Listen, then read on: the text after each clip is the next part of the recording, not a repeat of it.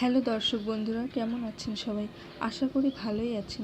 লকডাউনে নিরামিষের একঘেয়েমি কাটিয়ে নতুন কিছু রান্নার স্বাদ নিতে ইচ্ছে করে। তো আজকে আমি আপনাদের সাথে শেয়ার করব অসাধারণ একটা রেসিপি, মাছের মাথা দিয়ে কচুর ফুল। আমি এখানে 2 মুঠো কচুর ফুল নিয়েছি। এখানে পেঁয়াজ, রসুন, আদা ও কাঁচা লঙ্কা একসাথে পেস্ট করে রেখেছি, আর মাছের মাথা ভেজে রেখেছি। এবার এগুলির ভিতরের সাদা অংশগুলি বের করে নিতে হবে। তারপর কুচি কুচি করে কাটতে হবে।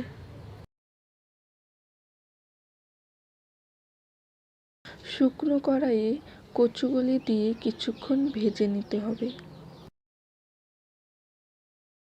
ভাজা হয়ে গেলে জল দিতে হবে পরিমাণ মতো সিদ্ধ হওয়ার জন্য। যখন মনে হবে যে এটা সিদ্ধ হয়ে গেছে, তখন এর মধ্যে একটু লেবুর রস দিতে হবে। এবার এটা তুলে নিব।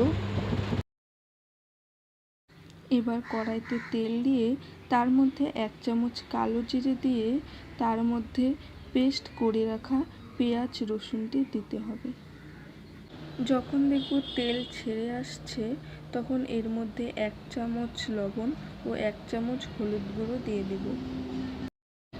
এরপর হালকা জল দিয়ে এর মধ্যে 1 চামচ শুকনো লঙ্কা গুঁড়ো ও 1 চামচ জিরে গুঁড়ো দিয়ে দেব। একটু একটু করে জল দিয়ে মশলাটা কিছুক্ষণ কষতে থাকবো।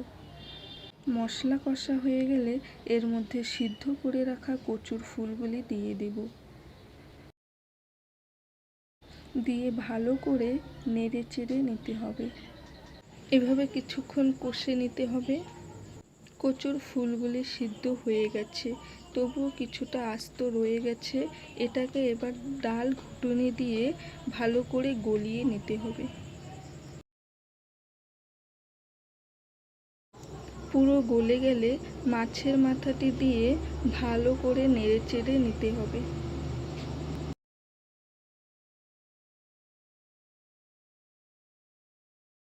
এভাবে জল দিয়ে কিছুক্ষণ কষে নিতে হবে।